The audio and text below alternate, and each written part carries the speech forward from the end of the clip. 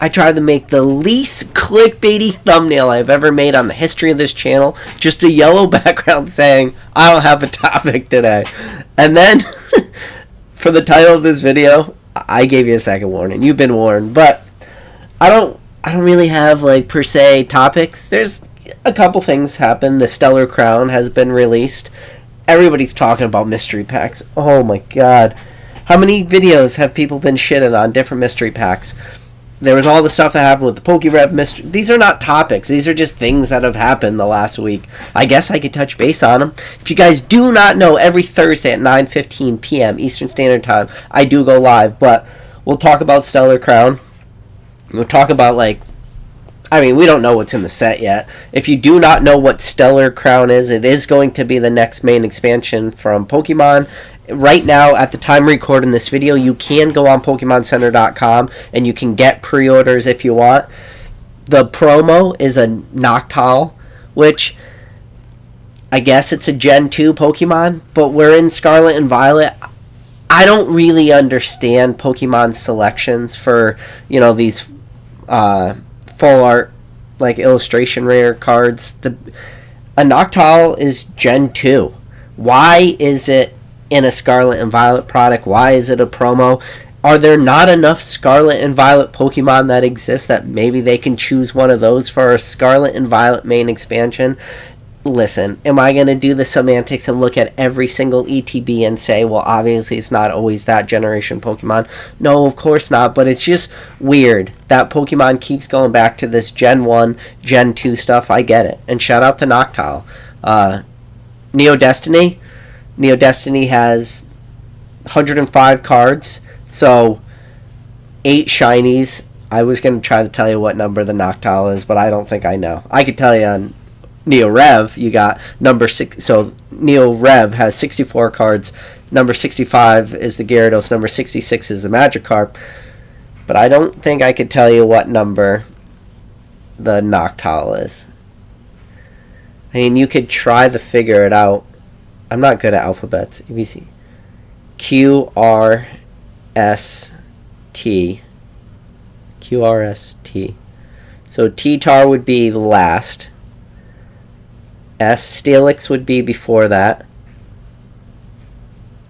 The Raichu. Is there another R? Is a Noctowl before the Raichu? Yes.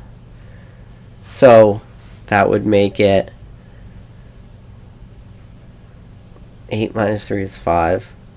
110? 110 in the set? Oh, look at that. It's just alphabetical. Remember that, guys. That's how you remember secret rares for some of these older sets. Alphabetical. But as long as you know how many cards are in the set, 105, and you know that there's 8 Shinins, you could kind of figure out the number that knocked out. This is what happens. I warned you. I'm looking over here. You've been warned. I didn't have a topic of this video. I'm just talking out my ass right now. But, alright, we'll go back to, I guess, talk about mystery packs.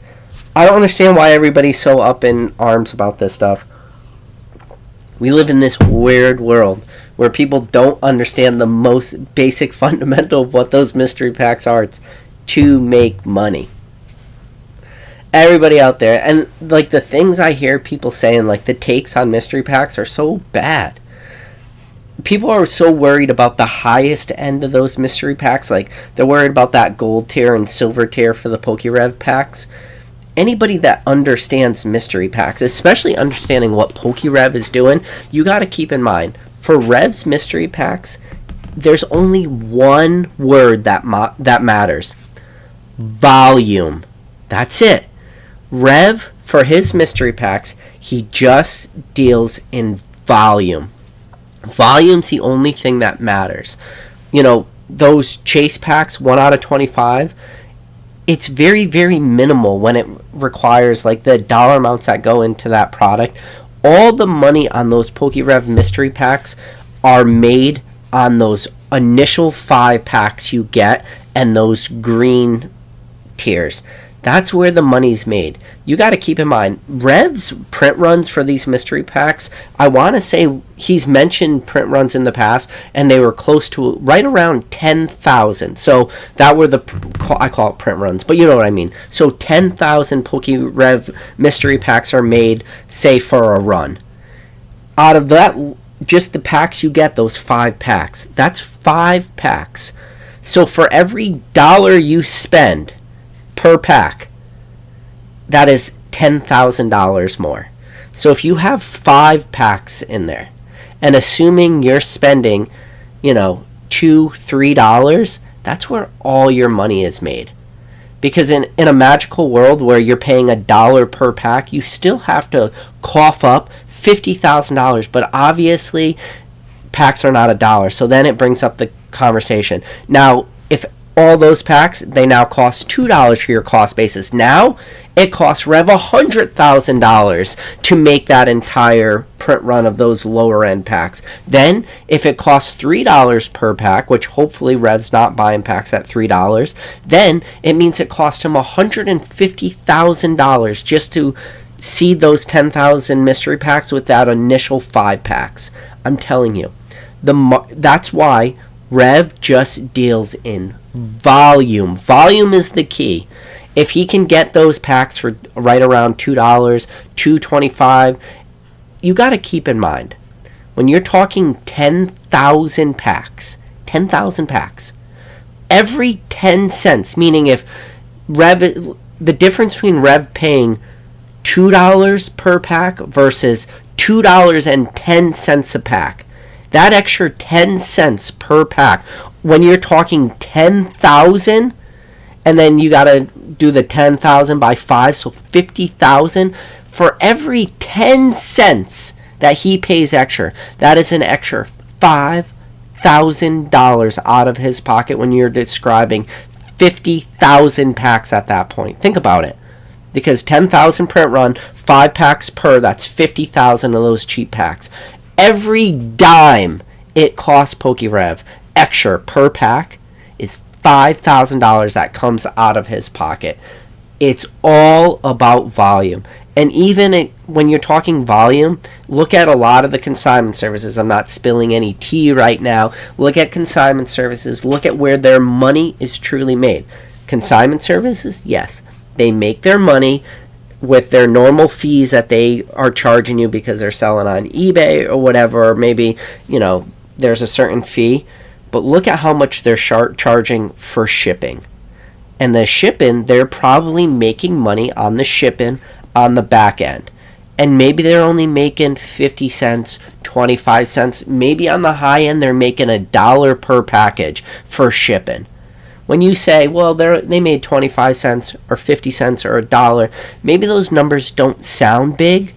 But when you're doing volume and you're doing 100,000 orders every month, or 100,000, or let's say you're shipping out 1 million orders per year. There's a lot of companies like your Probsteins and your DC Sports. They're shipping out 1 million plus packages every year. If they make $1 per package for USPS Ground Advantage, $1 per package, that's $1 million that goes into their pockets. That has nothing to do with their consignment rates. It's all about volume. It's the same thing with PokeRev mystery packs. PokeRev is doing just simple volume. The cheaper he can get his packs for, the more money he makes. It has nothing to do with the red tier. It has nothing to do with the silver tier. It has nothing to do with the gold tier or the rainbow tier. Yes, they matter. But the true money to be made on these mystery products is the volume play he does with just those 5 packs that go into it. And I'm telling you, people who are in the know, there are people who literally make their businesses on just sourcing packs for certain people. That's the thing. Margins are super, super low. There will be, so I'll give you an example. Hypothetical. This isn't something I've done, but I guess in theory I could. I have PokeRev's cell phone number in my phone. I could, in theory, text Rev and say, Rev, for your next line of mystery packs, if I can guarantee you that it's not going to just be Pokemon Go and Darkness Ablaze, but let's just say a variety of Sword and Shield packs, what are you paying? Give me a baseline, and maybe he'll respond back as, I could pick up, because at this point it's volume. You can't call them, hey, I bought one collection box that had 4 packs in it. I got it on some discount at Costco. I picked up one box, I got 4 packs, and my cost per pack was $1.75. Can I sell you these 4 packs? He's not going to work like that. He's going to work in volumes in thousands of packs. So if, in theory, I could message him and be like, what price are you paying for 4,000 packs, 5,000 packs, 10,000 packs? I'll take that dime. So now we'll say, I text Rev, I go, I got assortment of Sword and Shield packs, minus Evolving Skies. Obviously, Evolving Skies is not going to be part of it. But if I said I have an assortment of I have an assortment of Sword and Shield packs, what does that probably honestly means? It probably means there's a couple Lost Origin, Brilliant Stars thrown in there, but it's probably mainly Fusion Strike, Battle Styles, Chill and Rain, Astral Radiance, Silver Tempest. That's probably going to be the bulk, assuming you're not just giving them the Vivid Voltage and Darkness Ablaze, and even Shining Fates are a little bit more expensive. But assuming you're not selling them the junk, you would just be like, what are you paying per pack? And if he says, well, I'm paying $2.20 a pack, and you can source 10,000 packs, then maybe you're now a buyer in packs for $2.10, because then if he's paying $2.20, you only need to make a dime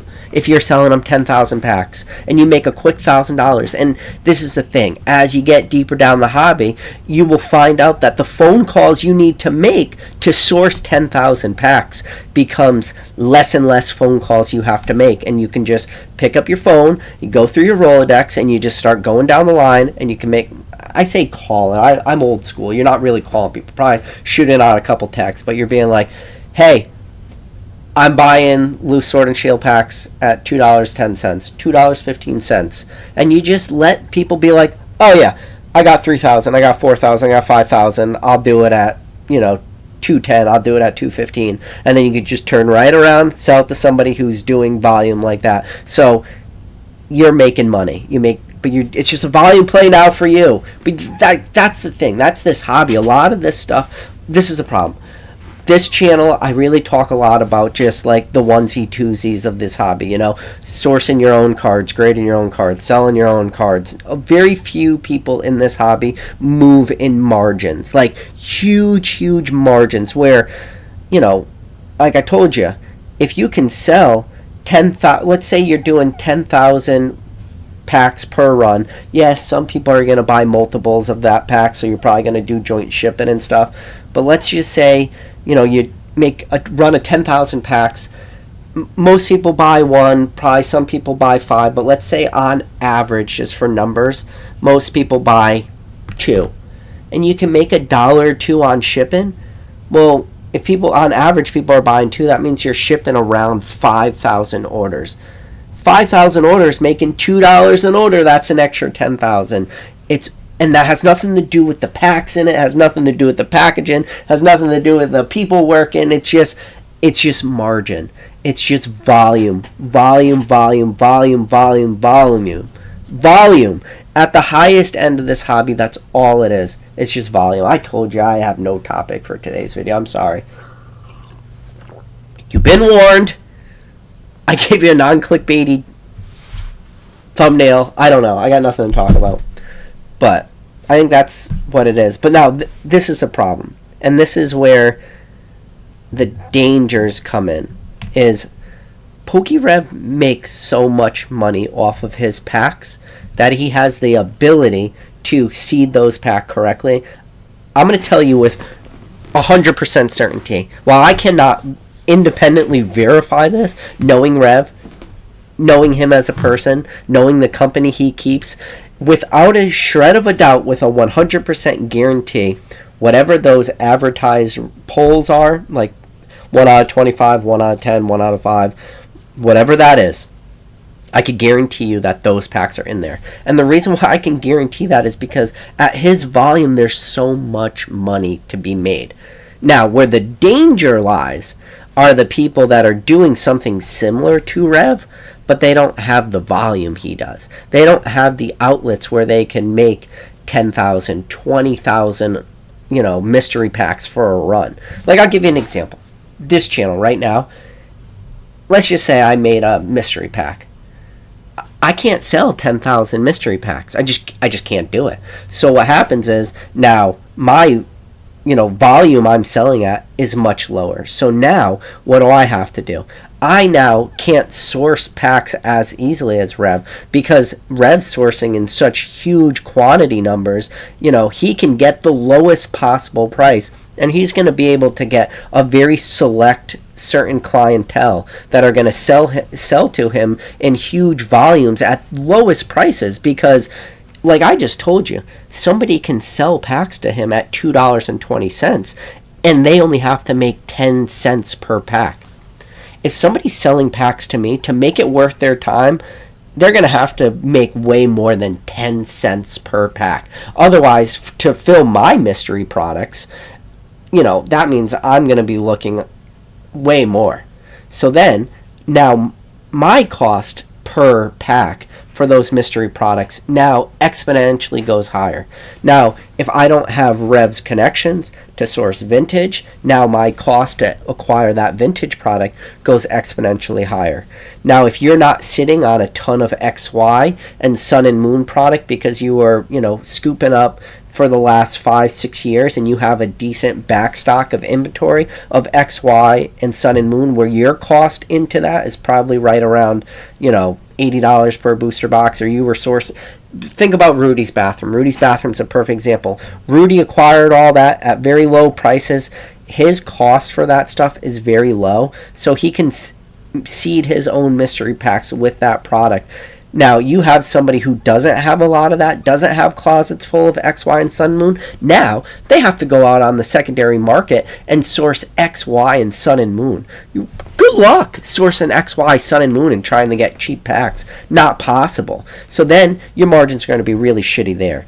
Especially black and white. If you don't, this is the thing. There's some people out there, they don't believe that a lot of product exists in certain warehouses. It does. But those are not that's not a phone call everyone can make. You have to really know that person. That person has to really trust you. More importantly, that person who's sitting on a lot of product, I promise you, those people are not dealing with the masses. Why would you want to deal with the masses? Because the unfortunate reality is the masses want to buy one booster box. They want to buy one collection box. These people, they're not, I'm sorry, if you're the guy who wants one booster box of, I was going to say Lost Thunder, fucking Celestial Storm. You want one booster box of Celestial Storm. He's not dealing with you. You're not worth his time. Those people are only dealing in cases.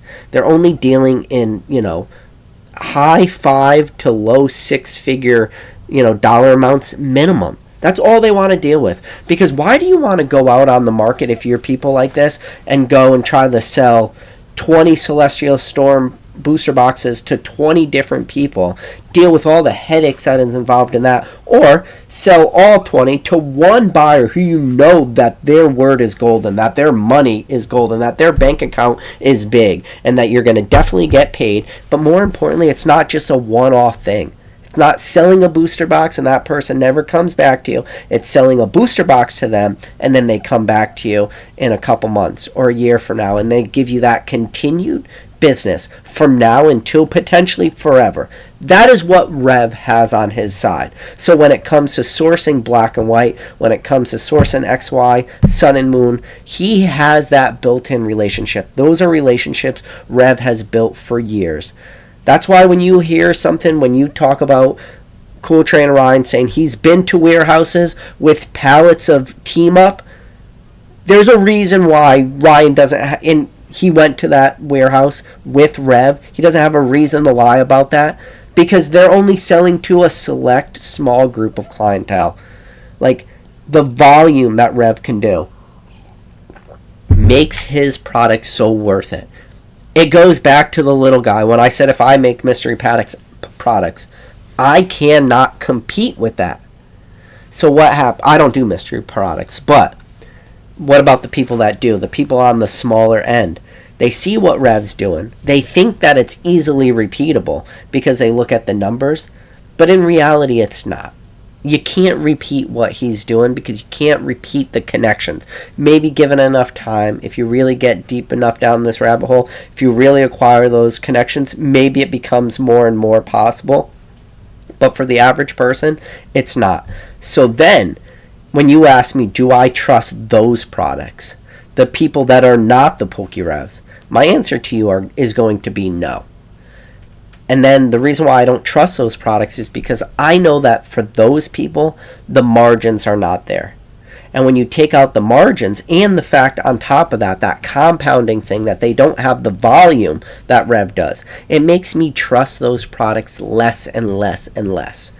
And don't get me wrong, I'm sure there are people out there that are doing those products very, very on the level, but I'm sure that there is a lot of people doing similar products that just cannot compete with Rev's product. And like, that's the thing. And everybody thinks it's like, oh, are you shilling for Rev's mystery products? No. It's nothing about this is shilling. This is just about taking into like understanding the most basic fundamentals of where the money in those products are made. The money is not made, or money is made or lost. The money is not lost with the high-end stuff. The money is made or lost on the low-end shit. I'm telling you. You know, when Rev came on this channel, one of the things he talked about was, I don't remember this, Rev was only on like maybe three different of the podcasts when it was Rattle, Ryan, and myself when we had the podcast still, and Rev came on, he was a guest. In one of those videos, he talked about picking up 25,000 Evolve and Skies packs. Now, this is another beautiful thing that Rev had going for him. When he was acquiring a lot of his product, he was acquiring like in masses, and then what happened was the market just also happened to start going up. And then, you know, the money he had in just inventory at that point for seeding later runs of his product. Think about 25,000 packs. At the time of recording our video, Rev was probably sourcing those Evolve and Skies packs for around $3. I would say that is probably like an average price, but to be honest with you, a lot of those 25,000 packs were probably, you know, came from broken down products, but I don't think he could have got it as low as like $2 a pack, because that puts it like $72 per pack, maybe like between $2.50 and $3, but let's just say $3. So at $3, that's $105 per booster box. Again, 36 loose packs.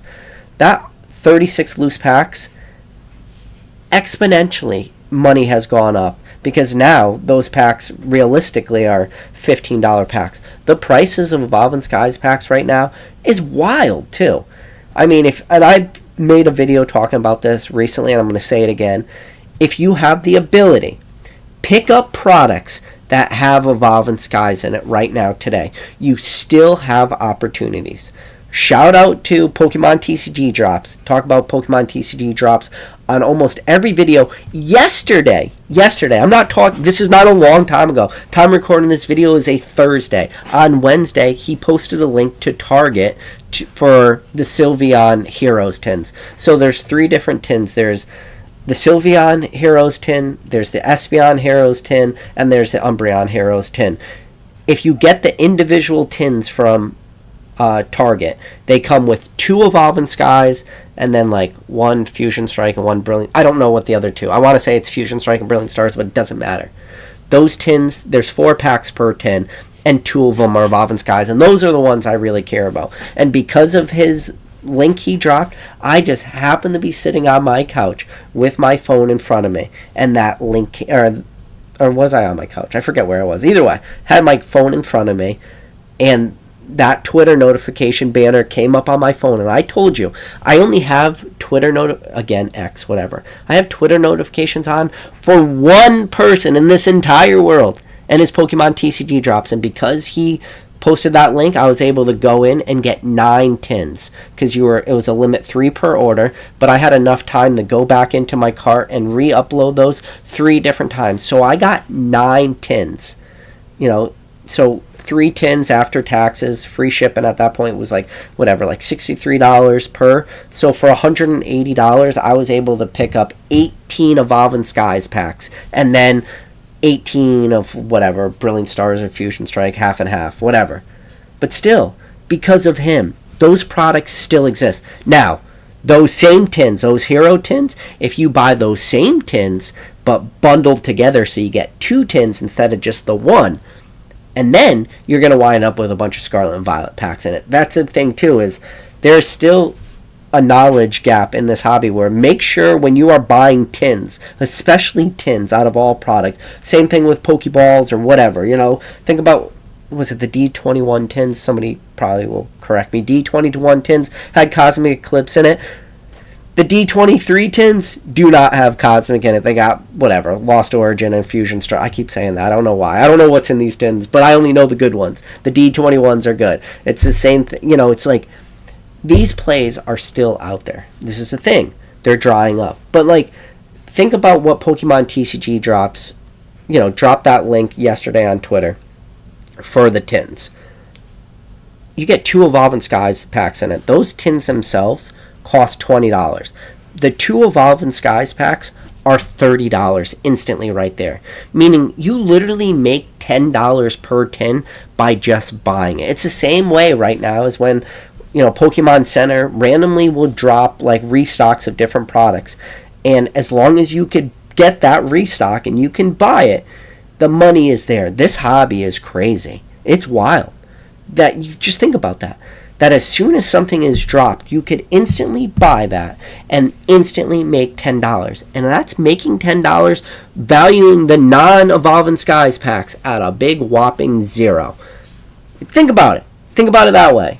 There's a lot of money to be made in this hobby, especially just taking advantage of your knowledge in the hobby and your connections. When I say Pokemon TCG drops, is he really a connection?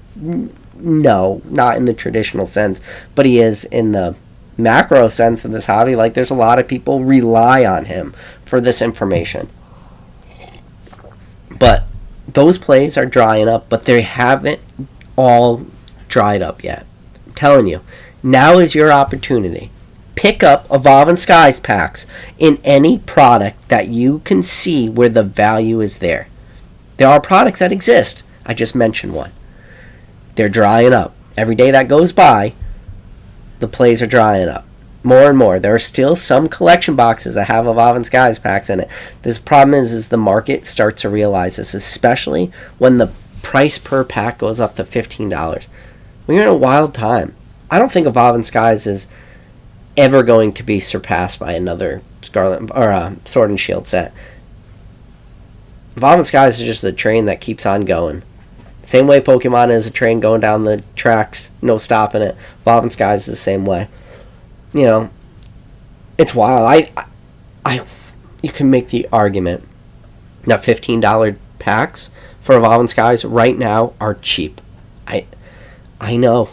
I know the words that just came out of my mouth. That is a set in Evolving Skies that came out August of 2021. And I just told you can make the argument that $15 Evolving Skies packs are still cheap. And the only reason I can say that with confidence is because I am not currently selling my Evolving Skies.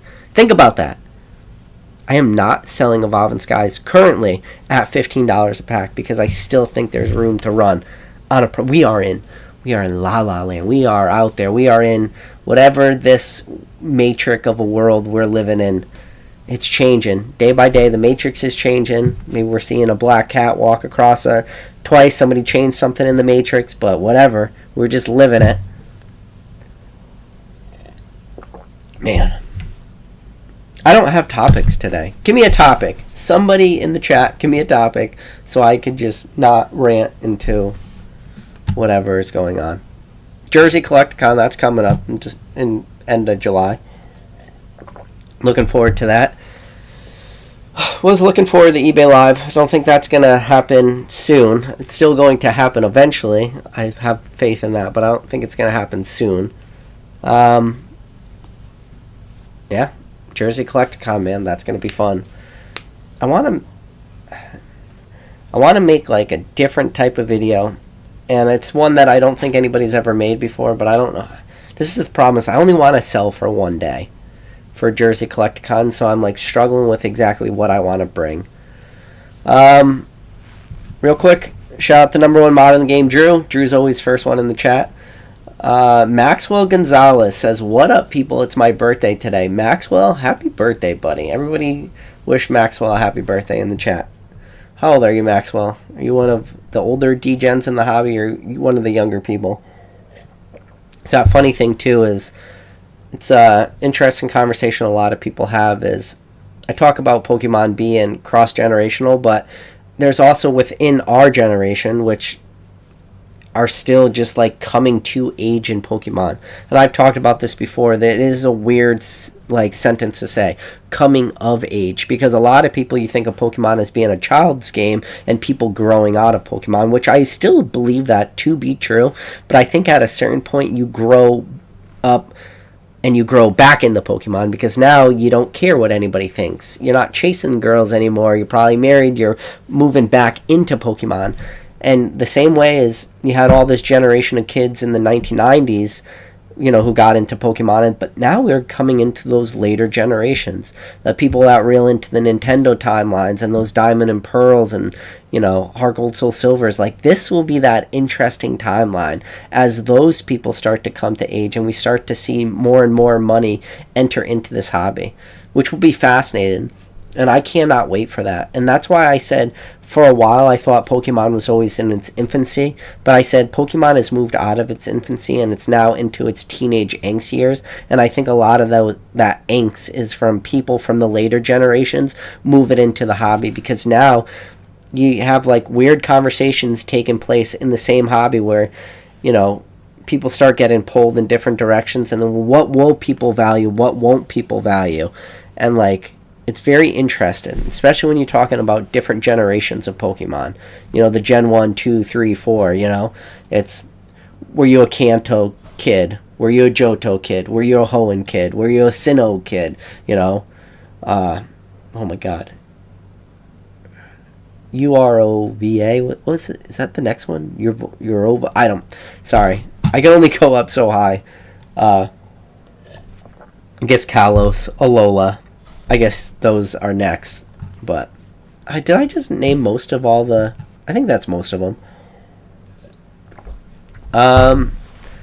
So, Violent Wood Squirrel said, PK, I'll watch the live later. Sick at the moment, but want to show some support. Violent Wood Squirrel. Love the name. Sorry you're feeling bad, buddy. Let's see. People are saying, is there a new Lapras Illustrator rare in the next new set? Not sure there, McNick. Ancient Mew, good to see you, buddy. Ancient Mew's been in and out lately.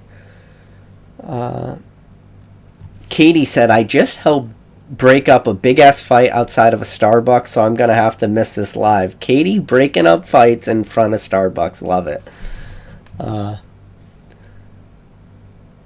So, Guru said, hey, PK, have you seen the new Delta Omega Mystery Packs? I've seen the video that Rattle posted out.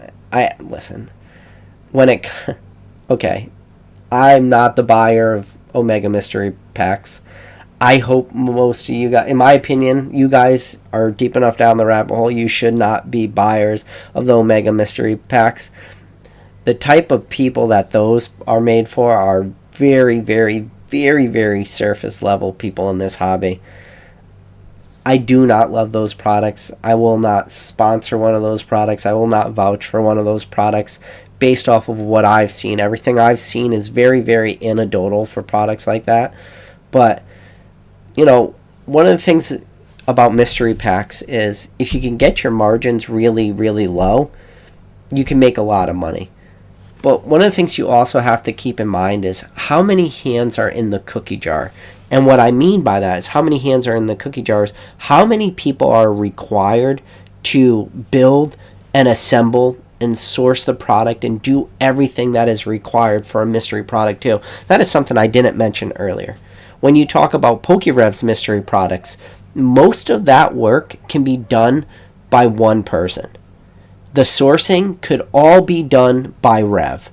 The packaging, like sourcing of the packaging, could all be done by Rev. Like the infrastructure could all be done by Rev. Now, what he will need help for, and he's talked about it, is he's brought on his brothers to do the packaging and the shipping. So that does, require more overhead PokeRev, and then he has to pay out these people. And every one he pays out, that's less and less money that he's now going to make off the top of that product. When you have a product that has way too many hands in the cookie jar, that means now you're, instead of focusing on what should be in the product, because you want most of your focus to be in the actual mystery product. So you want to give the most possible value that you can give. But the problem is some of these products, because you have so many people packaging, sourcing, ordering, customer service, social media, accounting, ownership, the actual grading fees, you just compounded on all these extra fees that you really don't want, because all those extra fees, all those extra people, it's just that many more hands in the cookie jar. So now all the money that should be going into the product to deliver a quality product, and you can still make decent margins, all that gets pulled out because you're paying other people. So now what you wind up with is a very, very inferior product with what some people would call legit junk. Think about it. If you're just piling stuff with junk, then you can get those margins out. You can get the margins you're looking for, but you can also pay off all those people. That's why products like that bother me extremely a lot, because now it's kind of in a way counterintuitive, because when you talk about volume, there's going to be a ton of volume on products like that, but it's just the hands in the cookie jar, man. So now everybody's just getting their piece, and then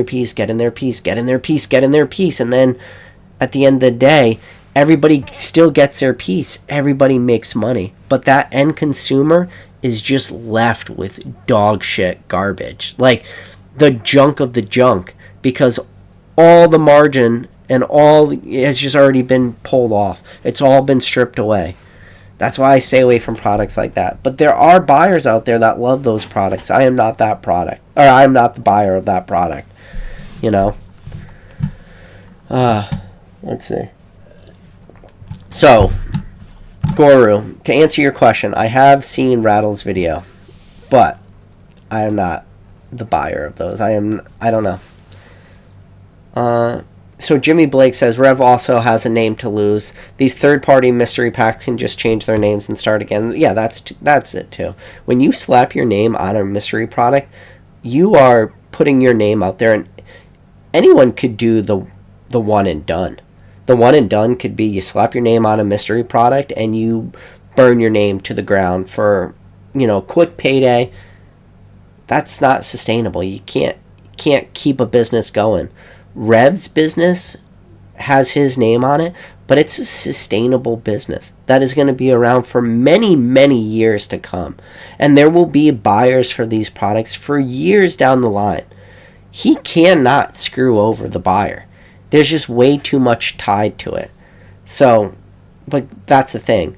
For a lot of these MJ Holding products and stuff, or all these mystery packs I see people pick up from Walgreens and shit, unfortunately there will always be a Timmy out there to buy those products too.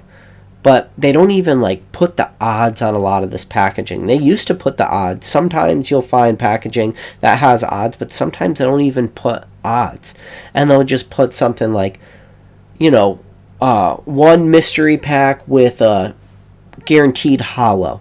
And that guaranteed hollow is some reverse hollow from the most modern set. And that and then it's like, But that's the thing. When you talk about a company that's super large like that, what are you going to have again? You're going to have a lot of hands in that cookie jar. And then for really big companies, maybe you're going to have board of directors. You're going to have stockholders. The stockholders are now going to have to see you pulling in a certain profit margin. So now all the value that in that product just gets stripped away again, because so many people have their hands in that product and they have to make X profit returns. And then a very scary thing about products like that is not only are the company who's making those products need to make money, now they also on top of that have to now sell that product to a store like a Walmart or a Walgreens. And when Walmart and Walgreens sell that product because Timmy walks in off the streets and picks that up off the shelf. Now, Walmart and Walgreens, they also have to make their margins. So that product gets stripped away even more. So the same way as you don't want a lot of hands in the cookie jar, you also want to pull out as many steps along the way from, creator of that product to consumer.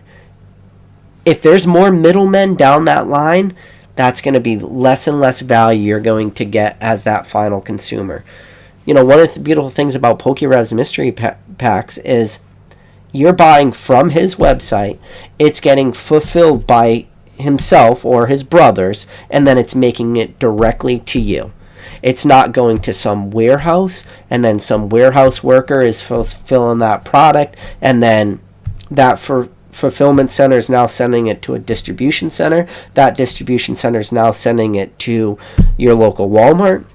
And then it's being held in the back room at Walmart. And then you need an MJ Holden representative to come into that store to break down that pallet, to move that product out and put it on the shelves. You hear all those extra steps opposed to you buy it from PokeRev's website and then he instantly mails it to you. There's not a lot of middlemen there. So then you could have more value there. Like I said, some mystery products, I'm not a buyer of any of these either. But at least I could understand the most simple aspects of how these businesses run. If I made a mystery product, I would want to put a lot of it's not even worth it to do my hypothetical mystery product. Yeah. But I know how I can make money on a mystery product and give max value to it. But this is a problem with a lot of, product like that too, is where I would make my money is I would put decent stuff in. But then people are going to say, well, why would you make a mystery product when an example being Evolving Skies packs. We talked about Evolving Skies packs earlier. We're going to keep Evolving Skies packs in the conversation. Why would you put Evolving Skies packs in your mystery product when you can just go, and you were just saying earlier in today's video, PK, that you could easily sell them for $15 right now? Why would you take that and put it in your pack? Well, because one, your cost is so low, but because mystery products or mystery packs are the only thing you're dealing with right now. You don't care about, selling packs to other people. All you care about is delivering the best product, because at the end of the day, you need that product to have longevity behind it. You need this product to not just be sought after today, a week from now, a month from now. You need 5 years from now, 10 years from now. You need that baked in there. And so a guy like Rev is going to put the better chase stuff in there just for that one reason. So, quick shout out to Loco Los Collection. He says he's been a member for 4 months. Appreciate you, man. Everybody who's a member, appreciate you guys. Means a lot. So, Pokey Keys plays. He says, you think Tier Evolution IRs, if any, will take over Evolving Skies Evolution VMAX. So, if anybody doesn't know, there's a new set was just released. It's going to have all the tier type evolutions. So, Scarlet and Violet is going to get their evolution set. In the Japanese version, it's coming out end of December. So, I don't know when English is going to get it. But this is the thing, too, is a lot of people were making this argument, and kind of makes people mad in a way, too, is people hate when people say, well, the better sets come out at the later end of, timelines. We saw it happen in Sun and Moon. Think about your last 4 sets of Sun and Moon. Bangers. Team Up, Unbroken Bonds, Unified Minds, Cosmic Eclipse. Those were your last 4 sets. And then obviously everyone knows Sword and Shield, but then it seemed like Scarlet and Violet was coming off to a relatively weak start. But now, in relative, the first 4 sets of Scarlet and Violet blow out the first 4 sets of almost every generation ever, but it didn't matter. People were still in a way burned out about Scarlet and Violet, but people were saying, well, wait until the later block of Scarlet and Violet. I bet you we see something really special. I bet you we see some really banger sets. And those wordage was really triggering to a lot of people. But the unfortunate reality is a lot of those people that use that wordage, that they expect the good sets to come out at the end of Scarlet and Violet, unfortunately, they might be true or be correct, because it seems like the later end of Scarlet and Violet is now going to have a Dragon set. It's going to have the Team Rocket set, and now we're going to have an Evolution Terra set. It does seem that Scarlet and Violet, the end of Scarlet and Violet, is really making its way to becoming an amazing end to the Scarlet and Violet timeline, which is crazy when you think about how far we are into Scarlet and Violet. Time goes quick. I told you, there's only one person in the history of this hobby who's undefeated. It's Father Time. That saying has been true, is true, will continue to be true. Real quick, Localos Collection, he said, not sure if mentioned Leonhardt mystery packs were junk. Yeah, I opened one of those when my channel was brand new, just trying to do whatever I can to scrape traction to my channel. The problem is like the opening route for content. There's a route where if you want to like have a big channel, a lot of it is opening. Your most successful channels normally are the pack opening channels, and I just try to do something different. But again, this long form style rant content, it will always have a cap. There will always be only a certain amount of people who want to listen to this. But Pokekey says, you think the Evolving Skies, like, what will it be like? Listen, I am amazed every day at how much people love evolutions. Have an evolution here. There you go. People love themselves some evolutions. This probably should be in a penny sleeve. But shout out to the old card shop. Joshua, if you are out there watching this, you know exactly what card this is. This is from your favorite set. But people love themselves some Umbreons. I am always amazed. Convention after convention, set after set, that Umbreon is released. Evolutions, Umbreons, people just love them. I find it very, very difficult to see a way in which this Terra type evolution set is a stinker. I just don't see it happening. I think it's going to be a big win. DB Royalty said, MetaZoo is for sale, PK. You buying? Sure, I'm buying. What's the current bid up to? I'm at $69.69. I think, I don't know. To be honest with you, like, why would you want to pick up MetaZoo? Like, if I was really, really wanting to make a card game, which I don't, and I have no plans of it, but if I really wanted to, why would I want to, like, latch on to the MetaZoo IP? Like, what is there to gain from that? How tainted is MetaZoo right now? Why would you even want to latch onto it? I would rather just do my own Kickstarter, get my own Kickstarter TCG. At this point, all the MetaZoo artists, all the MetaZoo employees are unemployed. You probably could figure out who they were. You can just hire them all on and just separate yourself from the name MetaZoo as far as you can. Sure, there could be similarities between like the structure of the employees, and again, you don't want the structure of the employees to run the game like MetaZoo, but you can bring on those people that at least have an understanding of the distribution aspect. You know, you got to keep in mind, where was MetaZoo?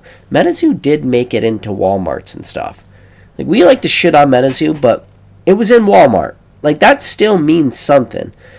So you could bring on all those people. You can get all that distribution channels. You can really, like, take a lot of leaps where it took MetaZoo years to get to that point. You can just poach all these people because they are currently unemployed. All these artists. And I heard some of the prices MetaZoo was paying artists, and it seemed relatively cheap for, like, the product they were supplying. I would much rather just create my own Kickstarter TCG. Get the person who was figuring out the playability. You could more or less copy a lot of like MetaZoo's play structure. I mean, get rid of the fourth wall BS, but when you pull away the fourth wall playability, it just becomes like any other TCG, a Pokemon, a Magic, a Yu-Gi-Oh, anything you can play. Disney Lorcana. At the end of the day, like, the game structure is very, very similar. Everything is based off of Magic in a way, and then everything else is kind of based off of Pokemon in a way, and then everything is kind of based off of, everything's based off of everything, you know? But you can make a playable game. But is that what you want? Do you want a playable game, or do you want to go after more the collector base?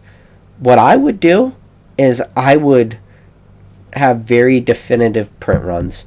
I would make a game that was way more collector focused opposed to player focused, because I think you could, like, this is that weird thing. It's what's more important for a game. Is the player base more important, or is the collector base more important? That is a good conversation. You know, you look at like really hot games right now, One Piece. You know, One Piece, you can say what's making One Piece really strong is a combination of both, is that player base and that collector base.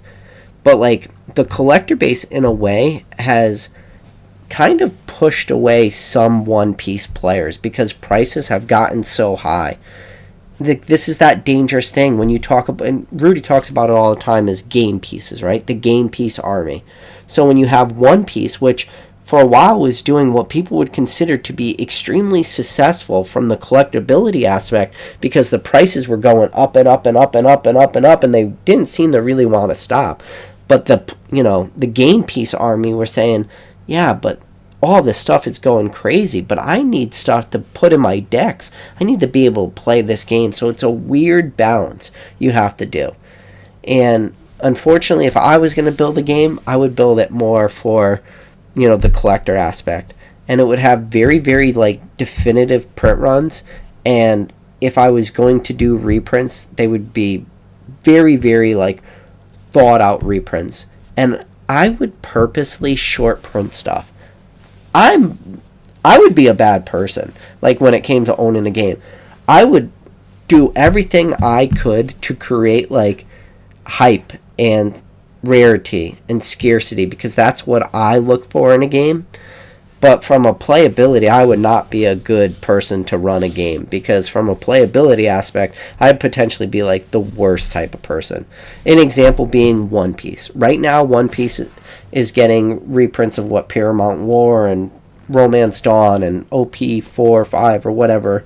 I can't even keep track of all of them. But they're getting those reprints. And we saw Romance Dawn booster boxes selling real strong for $500. And then as soon as they announced those reprints were going to happen, you saw a 50% crash happen overnight. Which, even at 50%, you can still say that booster box is still selling relatively strong. But I would just never have reprinted that. I just never would have. I would have said, okay, this is the first. The first should be the most expensive. The first should be the most sought after. And the most important thing that the first does is it rewards those people, the early adapters. Because more likely than not, the people that are sitting on a bunch of sealed Romance Dawn who bought it at release are those early adopters. And those people should be rewarded. And then you really got to have a good finger on the pulse of what demand is for your game.